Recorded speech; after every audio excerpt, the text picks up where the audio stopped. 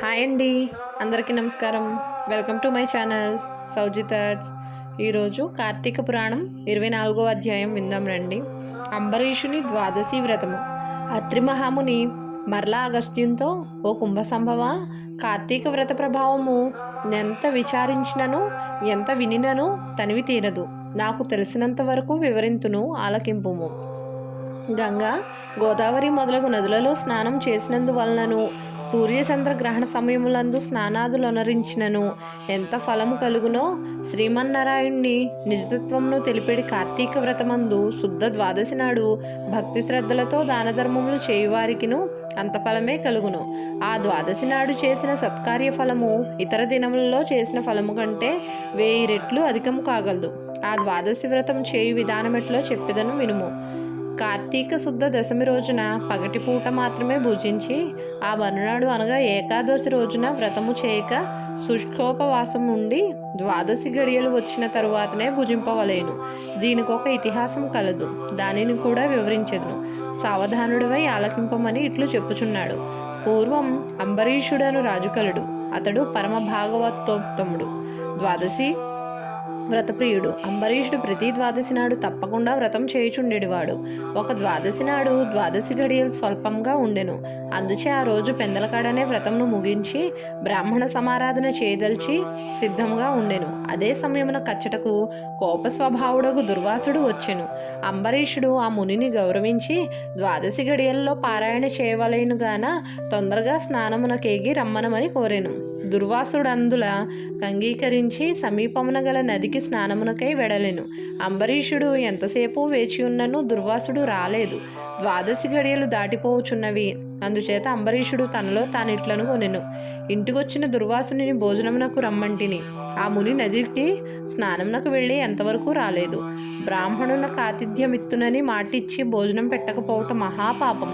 అది గృహస్థునకు ధర్మం కాదు.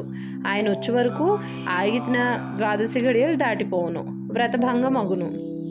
ఈ ముని మహాకోప స్వభావం గలవాడు. ఆయన రాకుండగా నేను భుజించినా నన్ను శపించును. నాకేమీ తోచకున్నది. బ్రాహ్మణ భోజనం అతిక్రమించరాదు. ద్వాదశి గడియలు మించిపోకూడదు. గడియలు దాటిపోయిన పిదప భుజించిన ఎడల హరిభక్తిని వదిలిన వాడనగుదురు. ఏకాదశి నాడున్న ఉపవాసం నిష్ఫలమగును. ద్వాదశి విడిచి భుజించిన భగవంతునకు భోజనం చేసిన దుర్వాసనకు కోపం వచ్చును. అదీను కాక ఈ నియమమును నేను అతిక్రమించిన ఎడల వెనుకటి జన్మయందు చేసిన పుణ్యములు నశించును. దానికి ప్రాయశ్చిత్తం లేదు అని ఆలోచించి, బ్రాహ్మణ శాపమునకు భయం లేదు, ఆ భయమును శ్రీ మహావిష్ణువే పోగొట్టగలడు.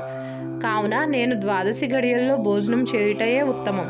అయినను పెద్దలతో ఆలోచించడం మంచిదని సర్వజ్ఞులైన కొందరు పండితులను రావించి వారితో ఇట్లు చెప్పాను. ఓ పండిత శ్రేష్ఠులారా, నిన్నటి దినమున ఏకాదశి అవటం చేసి నేను కటిక ఉపవాసం ఉంటిని. ఈ దినమున స్వల్పంగా మాత్రమే ద్వాదశి గడియములు ఉన్నవి. ద్వాదశి గడియల్లోనే భుజించవలసి ఉన్నది. ఇంతలో నా ఇంటికి దుర్వాస మహాముని ఇచ్చేసిరి. ఆ మహామునిని నేను భోజనమునకు ఆహ్వానించితిని. అందులకు ఆయన అంగీకరించి నదికి స్నానార్థమై వెళ్ళి ఇంతవరకు రాకుండెను. ఇప్పుడు ద్వాదశి గడియలు దాటిపోవుచున్నవి.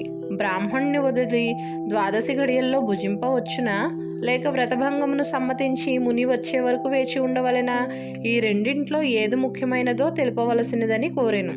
అంతటా ఆ ధర్మజ్ఞులైన పండితులు ధర్మశాస్త్రములు పరిశోధించి విమర్శ ప్రతివిమర్శలు చేసుకొని దీర్ఘంగా ఆలోచించి, మహారాజా, సమస్త ప్రాణికోటుల గర్భకుహరములందు జఠరాగ్ని రూపమున రహస్యంగానున్న అగ్నిదేవుడు ఆకలిని పుట్టించి ప్రాణులు భుజించిన చతుర్విధాన్నమును పచనము గావించి దేహేంద్రియాలకు శక్తి నొసంగుచున్నాడు. ప్రాణవాయువు సహాయంతో జఠరాగ్ని ప్రజ్వరిల్లును. అది చెలరేగిన క్షుద్బాధ దప్పిక కలుగును. ఆ తపము చల్లార్చవలెనన్న అన్నము నీరు పుచ్చుకొని శాంతపరచవలెను. శరీరమునకు శక్తి కలుగు చేయవాడు అగ్నిదేవుడు. దేవతలందరికంటే అధికుడై దేవపూజ్యుడైనాడు. ఆ అగ్నిదేవునందరూ సదా పూజింపవలెను. గృహస్థు ఇంటికి వచ్చిన అతిథి కడజాతి వాడైనను భోజనమిడుదు నని చెప్పి వానికి పెట్టకుండా తినరాదు. అందులోనూ వేదాంగ విద్యా విశారదుడును మహత్తపస్శాలియు సదాచార సంపన్నుడును అయిన దుర్వాస మహామునిని భోజనమునకు పిలిచి వానికి పెట్టకుండా తాను భుజించడం వలన మహాపాపం కలుగును. అందువలన ఆయుక్షీణం కలుగును. దుర్వాసనంతటి వానిని అవమానమొనరించిన పాపం సంప్రాప్తమగును అని విశదపరిచిరి. ఇట్లు స్కాంద పురాణాంతర్గత వశిష్ఠ ప్రోక్త కార్తీక మహాత్మ్యమందలి చతుర్వింశోధ్యాయం 24వ రోజు పారాయణం సమాప్తం. ధన్యవాదములండి. వీడియో కనుక నచ్చితే లైక్ చేయండి, షేర్ చేయండి, కామెంట్ చేయండి. కొత్తగా చూస్తున్న వాళ్ళు సబ్స్క్రైబ్ చేసుకోండి.